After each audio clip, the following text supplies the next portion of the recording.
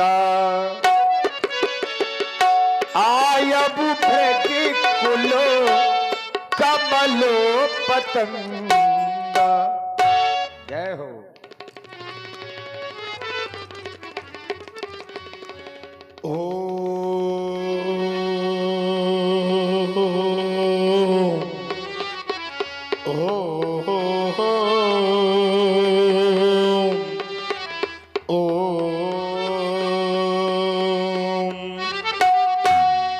नमः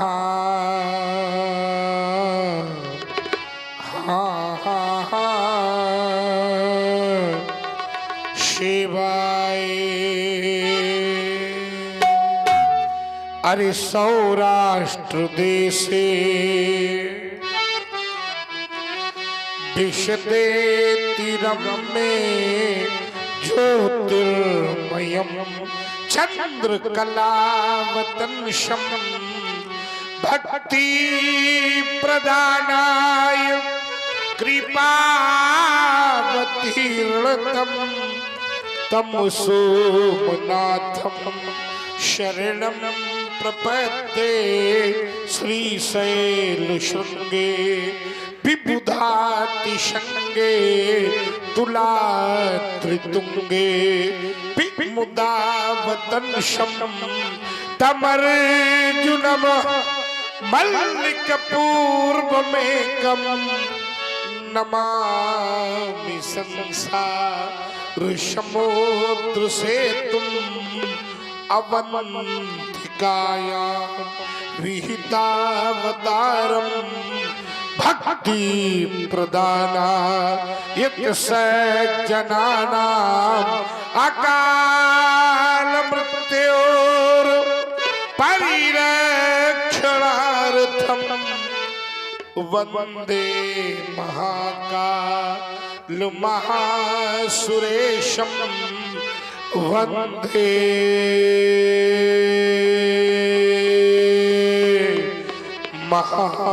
महाकाल। अरे हिमगिरी के उत्तुंग शृंग पर फैली हो हिममालाएं, आसनासीन पद्मासन पर जहाँ फैली बहु फटी कोशिलाएं, तो पिंगल वर्ण जटाओं से आच्छादित बाह जहाँ सुरशरी धारा और भाल बिंदु पर चमक रहा हो अर्ध कलाधर न्यारा फुम फुम करके ठमक रही हो। गल सर्पों की माला चंचला चमक सी चमक रहा हो, कंठ हलाहल वाला दक्षिण कर में हो त्रिशूल, ढकवा करता हो डम डम डम नंदीशन मुख खडमुख बाए प्यारे बोले बस बम बम बम। पार्वती पति है शिव शंकर, हृदय मध्या जाओ भ्रमित हो रहा है मेरा मन, शतमार्ग मुझे दिखलाओ। कितना पावन समय था, प्रातः काल का शीतल सुंदर सुखद समीर अपनी ललित लताओं का आलिंगन करता हुआ बह रहा था। हाँ भोलेनाथ देखो ना, ये कलित कंठ को खिला कलित कुंज में बैठकर कोमल कुसुम को जगाने के लिए प्रभाती गा रही थी। अचानक यह वातावरण परिवर्तित क्यों हो गया? आज मानो ओश बिंदु से प्रकृति ने अपने आप को ढक लिया हो, मानो ओश की परिधि ने प्रकृति का मुख छुपा लिया हो। आखिर क्या हुआ है? ये भयानक शब्द कैसा, ये अचानक शब्द कैसा? वेदनाओं की पुकारे या नई युग की चिकारे, क्या किसी के चित्त का संताप उठा भक्त जैसा? भोलेनाथ ये भयानक शब्द कैसा, ये अचानक शब्द कैसा। हे भक्तों के भोले रसाल, हे कालों के भी महाकाल, फुंकार ज्वाल फुंकार बहाल, फुम फुम फुम फड़कत फड़ेश, जय महाशक्तिशाली महेश। भोलेनाथ, कहाँ चली गई वो शांति जो शास्त्र में व्याप्त रहती थी? कहाँ चली गई उस नदी की कललो ध्वनि जो हृदय को आत्मसात करती थी? कहाँ चली, कहाँ चली ये पर्वतों की शांति तू? कहाँ चली, कहाँ चली? अरे क्या मयूर मुग्ध नृत्य आज ना दिखाएगा?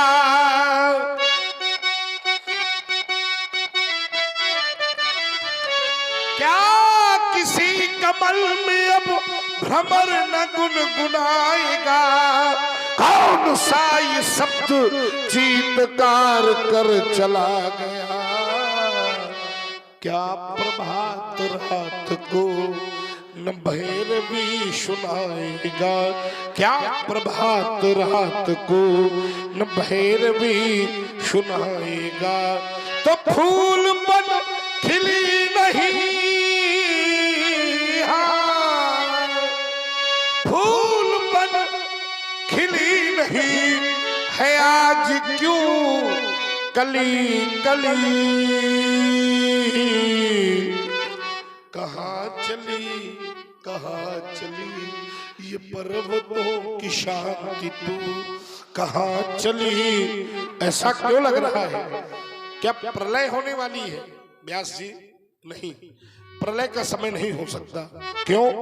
क्योंकि ब्रह्मा जी के एक दिन में 14 मनवंतर होते हैं। एक मनवंतर में लगभग 71 बार चतुर्युग बीतता है। इस परिधि से ब्रह्मा जी का दूसरा पहर यानी 7वां कौन सा मनवंतर? वैवस्वत नाम का मनवंतर चल रहा है। प्रलय की कोई स्थिति नहीं है। तो फिर ऐसा क्यों लग रहा है? ये शिला शिखर सर की जाती, ये मां वसुंधरा दस की जाती, ये दुर्गा, ये दुर्गा, ये दुर्गा वाहन दुर्ग शैल पर पुनि पुनि ने था अंगड़ाई, वज्रही तुद भी देवों की यह विश्व विजय किसने पाई? अनहद नाद सुनाता सुंदर, क्या सुना रहा है? बन बन बन बन बन ताका वीर प्रशमनी वसुंधरा में जन्मा कौन वीर बाका। अगर प्रलय होने वाली नहीं है हे पिंगलाक्ष, तो बताओ क्या अधर्म इतना बलिष्ठ हो गया कि उसने अपने चरणों में धर्म को दबा रखा है? अथवा दक्ष जैसा दुराचारी फिर से पैदा हो गया? क्या हुआ है आशुतोष? आ रहा हूं आपकी शरण पर, ज्ञात कराइए।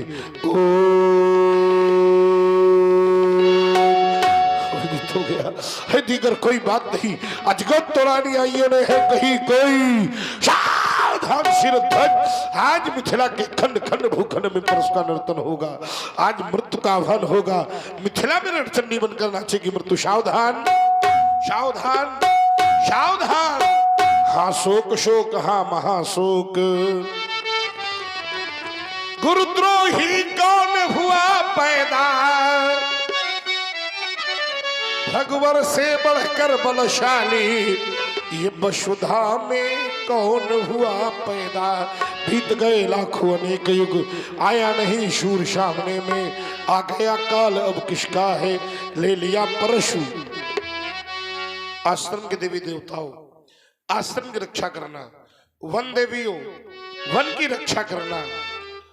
और आश्रम में जितने भी जो लोग बैठे हैं इस समय वर्तमान में, व्यास जी, वो सब के सब लोग वास्तव में परम भक्त हैं, भगवान शिव के परम उपासक हैं। लोग दो प्रकार के होते हैं। हर व्यक्ति को अपना अलग अलग दृश्य अच्छा लगता है। रात में आपने देखा होगा यहाँ भीड़, वो लंका के लोग आए थे, वो चले गए। लंका के नहीं, उसको समझो, हम बता रहे हैं, अब हमारे अनुसार समझो।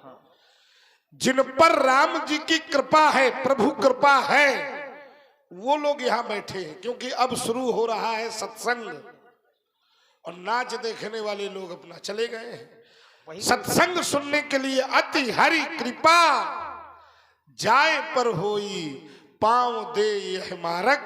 तो जितने भगवान के कृपा पात्र लोग बैठे हैं, दोनों हाथ उठाकर इतनी जोर से जय घोष करें। देखो, हम एक एक श्रोता में हजार हजार का दर्शन करते हैं, क्योंकि एक सुनने वाला न सुनने वाले हजार लोगों से अच्छा है। तो हम आप लोगों को ही परमहंस मानकर ये मानेंगे कि हम लोग अपनी पूरी प्रस्तुति देने का प्रयास करेंगे।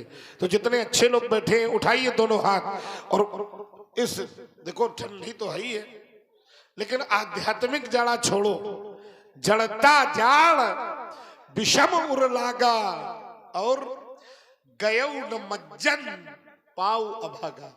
बहुत से लोग होते हैं जो नदी किनारे पहुंच तो जाते हैं, लेकिन ठंडी देखकर कहते हैं तुम नहा लो, हम कपड़ा देखे हैं। तो ऐसे वाले लोग उठाइए दोनों हाथ, प्रेम से बोलिए शंकर भगवान की।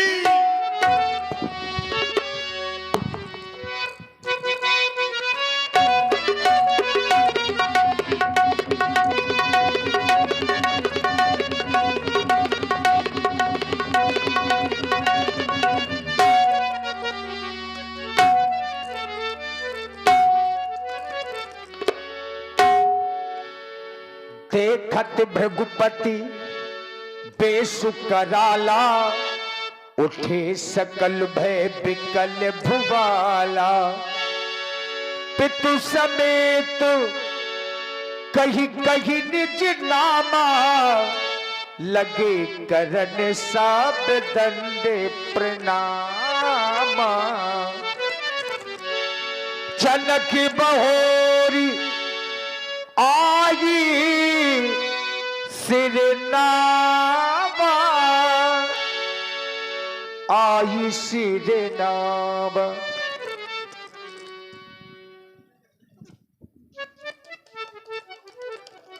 तपोनिष्ठ ब्रह्मनिष्ठ स्वीकार करें हमारा प्रणाम।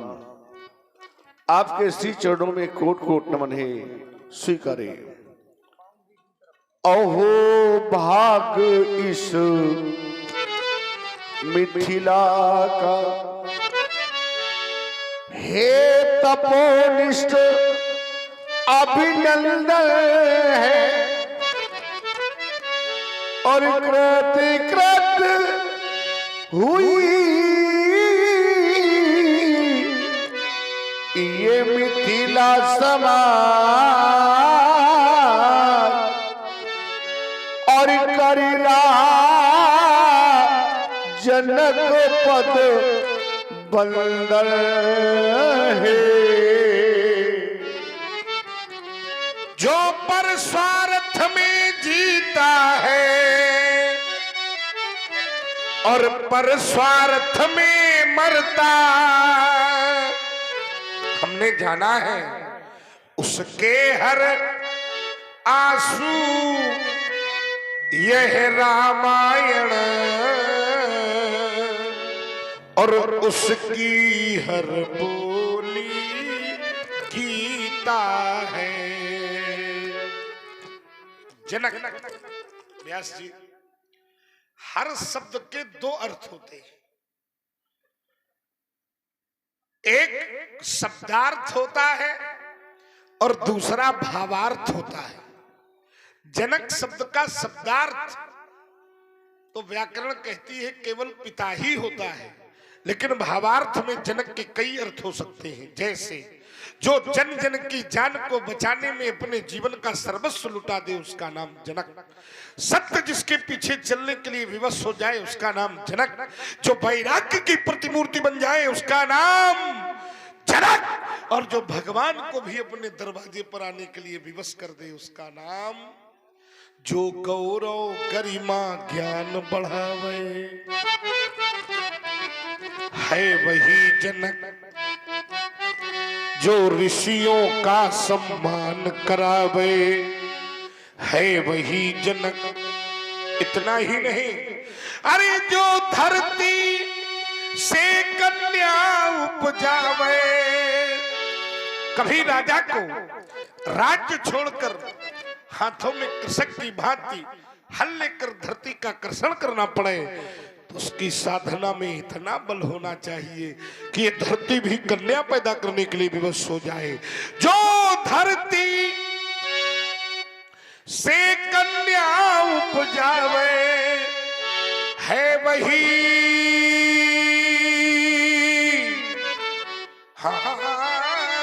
जनक, और जो घर बैठे भगवान बुलावे है वही जनक। व्यास जी देखो, कंजूसी कुछ नहीं होगी, सुनाया सब कुछ जाएगा। हमारे दो चार लोग तो बैठे हैं जो सुनने वाले हैं। यद्यपि हम लोगों की उपयोगिता तब सिद्ध होती है जब इतना प्रयास किया गया है और सुनने वाले कम से कम 150 लोग तो होने ही चाहिए। लेकिन फिर भी पूरी ईमानदारी से इस राजा ने हमको प्रणाम किया, हमने उसको आशीर्वाद नहीं दिया। क्यों नहीं दिया? क्योंकि हमने राजाओं को आशीर्वाद देना ही बंद कर दिया। अच्छा, लोग सोच रहे होंगे पंडित जी राजाओं से क्या दुश्मनी है? ना, राजा अपने कर्तव्य मार्ग से च्युत हो गए। व्यास जी ओढ़ लो, कोई समस्या नहीं है। विकास तो जीवन भर चलता ही रहता है, किसी रूप में चले। आइए, तो राजाओं को आशीर्वाद देना इसलिए बंद कर दिया क्योंकि आज का राजा कर्तव्य से च्युत हो गया है। उत्तर करो आप लोग। आज का राजा बनने के पहले तो प्रजा का सेवक होता है, और राजा बन जाए तो कहो 5 साल दर्शन न हो, बड़ी स्थिति गड़बड़। तो जब राजाओं की स्थिति हो गई गड़बड़ तो हमने भी राजाओं को आशीर्वाद देना बंद कर दिया। अब ईमानदारी से बताओ, अच्छा किया कि बुरा किया? देखो तुम्हारी प्रजा कह रही है अच्छा किया, है ना। लेकिन लेकिन लेकिन लेकिन इस राजा में और संसार के राजाओं में अंतर है। आप लोग सौभाग्यशाली हो। पूछो क्यों? क्योंकि विश्व के हर राज्य में केवल राजा का राज्य चलता है। सौभाग्यशाली हो आप लोग, क्योंकि आपके इस राज्य में राजा का नहीं, एक योगी का राज्य चलता है। ध्यान दूसरी तरफ न ले जाओ, ये भी योगी ही है। और इस योगी राज्य के लिए मेरा आशीर्वाद है। क्या? तो हम ही लोगों का आशीर्वाद फलीभूत हो रहा है, और आज भी हृदय से आशीर्वाद दे रहा हूं। व्यास जी, क्या रहे जो लो जग में गगन चांद तारा,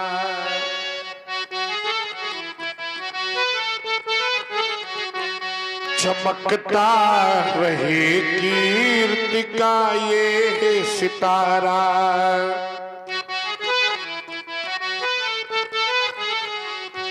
अरे नृपति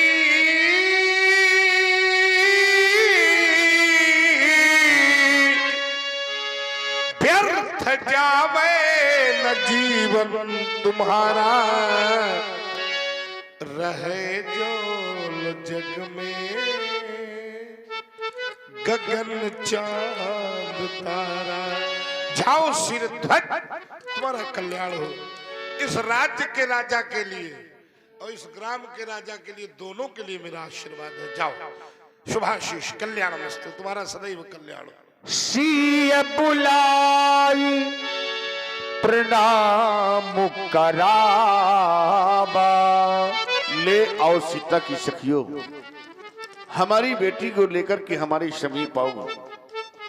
लाओ रात दुलारी को। गांव के राजा भी यहीं बैठे हैं समक्ष में आपके। अच्छा, अभी किसी को बुला रहे थे? हाँ। अच्छा अच्छा, ये गांव के राजा इसलिए भी योगी हो गए जी। आप भी योगी हैं, योगी योगी, क्योंकि योग मार्ग में चलने वाला ही व्यक्ति प्रभु की लीला का प्रेमी हो सकता है। इसलिए और इस समय बैठ करके इतनी विषम परिस्थिति में जो प्रभु की लीला करावे और देखे स्वयं बिना स्वार्थ के, बिना स्वार्थ के। बिल्कुल यही बात है। रात्रि भर जागे हैं, रात्रि भर, इसलिए सोए नहीं। इनको हमारा आशीर्वाद है। आप सदैव इसी प्रकार धर्म कार्य पर लगे रहें। जब जब धर्म बढ़ेगा परमात्मा की कृपा राज्य पर बढ़ेगी। लाओ हमारी बेटी सीता को लेकर के आओ। आओ रात दुलारी, हमारे समीप आओ। आपका अनुशासन ठीक नहीं है। हाँ, इतनी देर हो गई, वो बेटी नहीं आ पा रही तुम्हारी। अच्छा आओ बेटी आओ। देखो ना आज हमारे यहाँ किनका पदार्पण हुआ है। अच्छा सुनो तो, तुम बुलाए हो बेटी का, पहन तो बिटिया चली आई। ये पीछे वाली दो कौन है?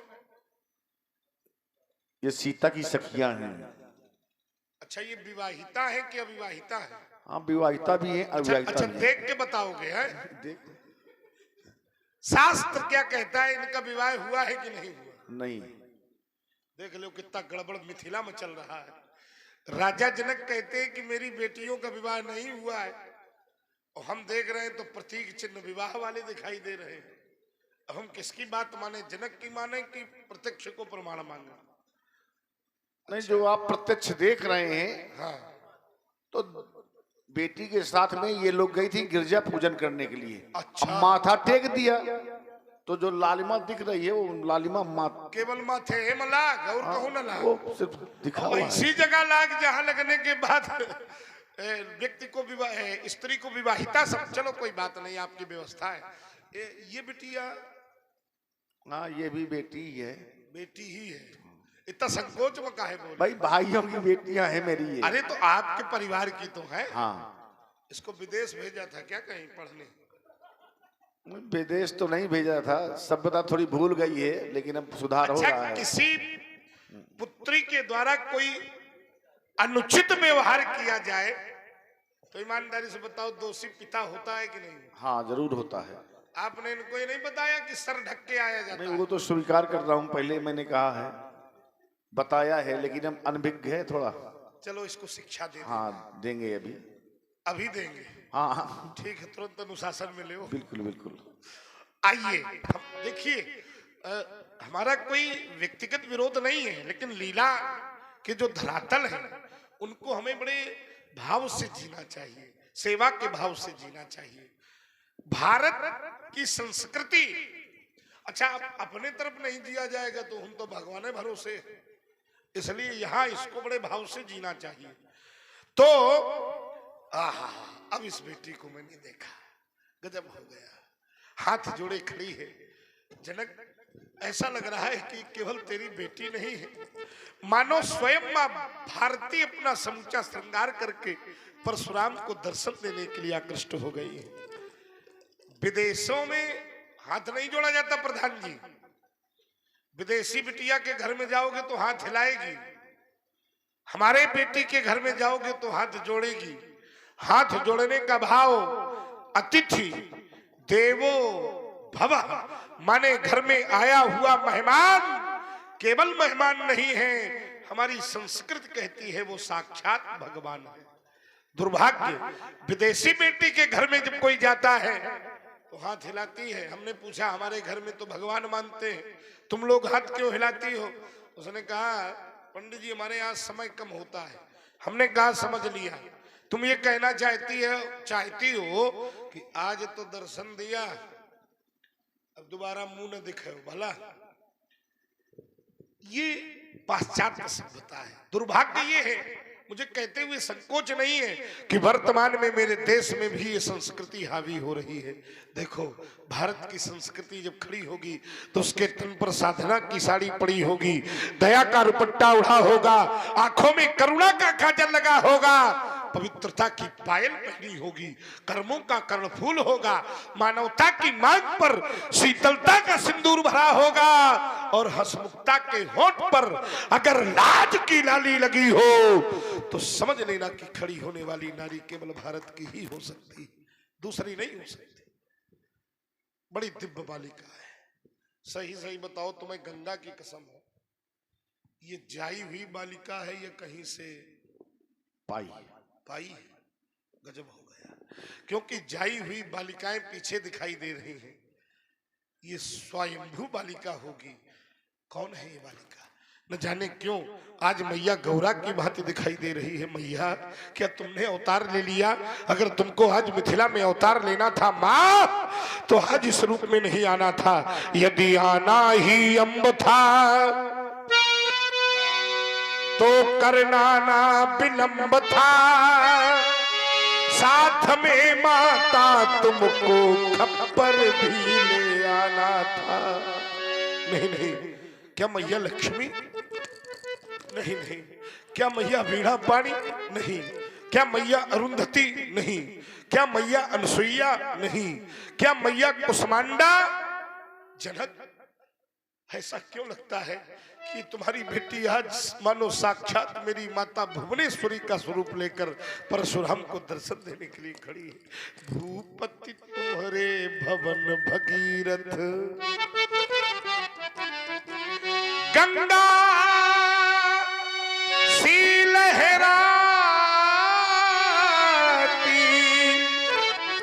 कौन बालिका यह चली आ रही। राजन देखो ना, यह मंद मंद मुस्काती, सुता शोभित सम्मुखी कौन सिरध्वज। बताओ कौन है बालिका?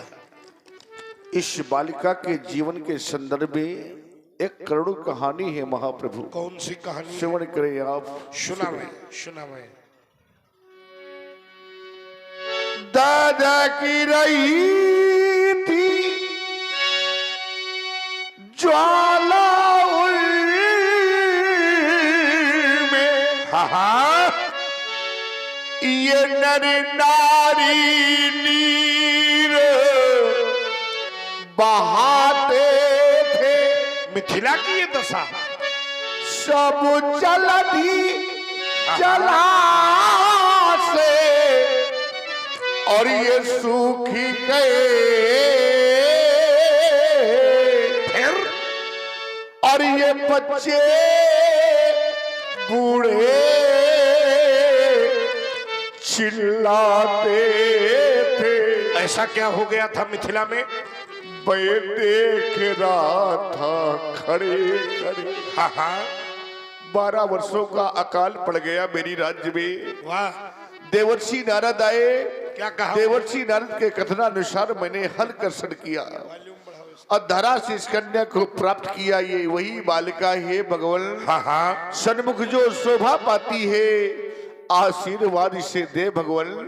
ये चरणों में शीश झुकाती है। और इसी प्रस्तुति में आप हैं श्री मोह। तो जनक जी का व्यवहार आ रहा है ना, बहुत सुंदर। आइए, एक बड़ा सुंदर भाव है। देखिए, कम लोग बैठे हैं, सभी लोग हमारे शब्दों से जुड़ेंगे तो आनंद आएगा। देखिए, कोई भी शब्द अगर हृदय में जाएगा तो आनंद देगा, और सुना नहीं जाएगा तो क्या मतलब? भाई, किसी को बुखार है, ज्वर है, तो औषधि जब पेट में जाएगी ना तब आराम करेगी, कि केवल देखने से आराम मिलेगा। आइए, इस बेटी की उत्पत्ति हल कर्षण से हुई। प्रधान जी, हमने सोचा कि हल चलाने से क्या होता है। एक बार मैंने किसान से पूछा, भैया हल चलाने कैसे पता चलेगा कि इस खेत में हल चला है? उसने कहा, पंडित जी, जब उन्हें खेत में रेखा खींची हो तो समझ लेना कि वो हल युद्ध है, और जो ऐसे पड़ा हो तो समझ लेना चकाचक है। तो एक निर्णय मिला कि हल चलाने से धरती में रेखा ही तो खिंचती है।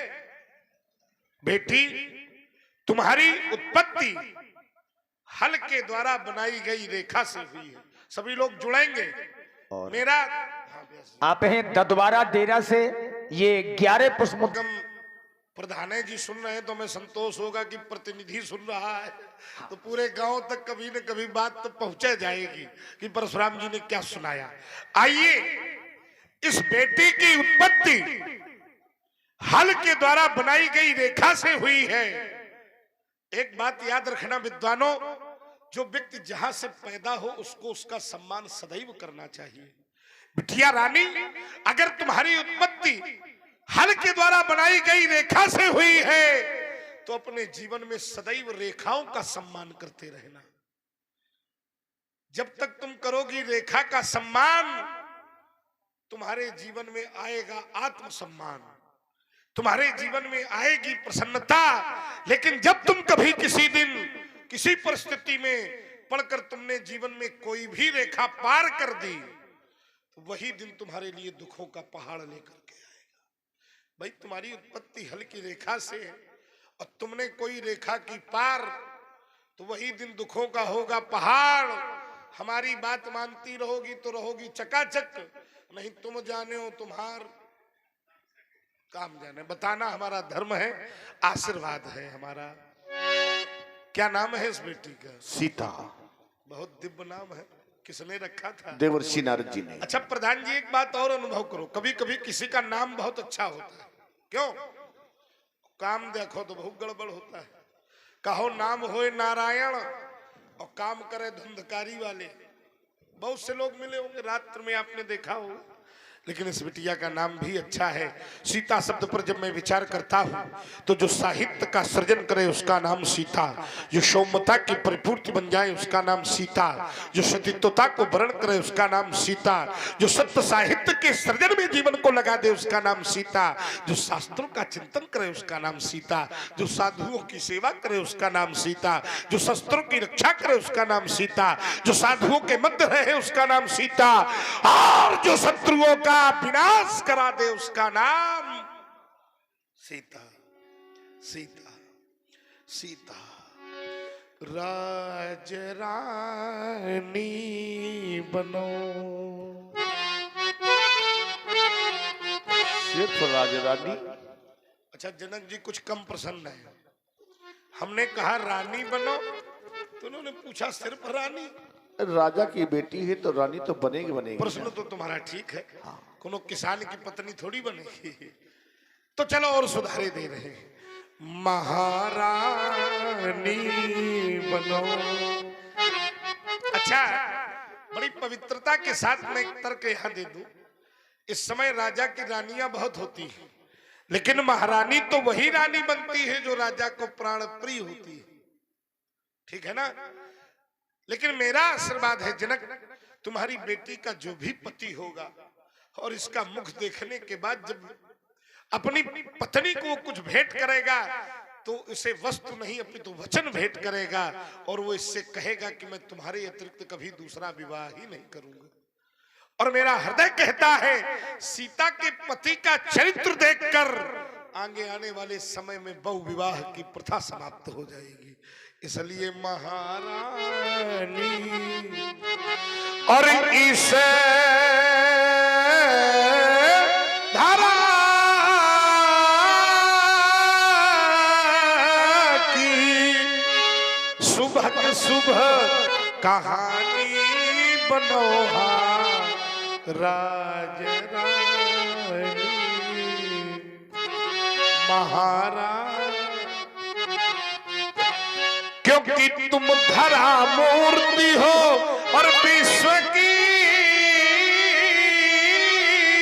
पूर्ति हो। तुम धरा और साधना शक्ति हो, भावना भक्ति हो। साधना शक्ति हो और भावना भक्ति हो। गुण की खानी बनो दया दानी। शुभमस्तु कल्याणमस्तु। ले जाओ बालिका को। आशीष दीनो सखी घर सानी।